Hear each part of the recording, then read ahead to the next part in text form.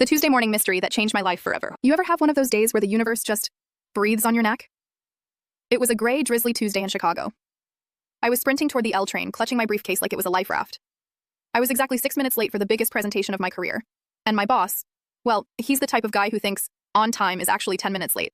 My heart was hammering against my ribs, my dress shoes were sliding on the wet pavement, and honestly, I wasn't looking at anything but the digital clock on my phone. I reached the corner of State and Lake. The don't walk sign was flashing, but the street looked clear. I was keyed up, ready to vault into the crosswalk to catch that train. But then, I felt it. A hand. Cold, but incredibly firm. Grabbing my elbow. I spun around, ready to snap at whoever was slowing me down. It was an older woman. She was wearing a faded yellow raincoat, and she looked like she'd stepped right out of a 1950s photograph. She looked me dead in the eye, totally calm, and said, "Slow down, son. You really should tie your shoelace." I looked down. My laces were perfectly double knotted. I looked back up, frustrated, ready to tell her she was mistaken, but... Crash. A black SUV going at least 60 miles an hour blew through the red light, jumped the curb, and smashed into the very lamppost I had been leaning against 1 second before. The glass shattered everywhere. The sound was... deafening. If I hadn't stopped to look at my feet, I wouldn't just be late for a meeting. I'd be gone. I turned back to thank the woman in the yellow coat.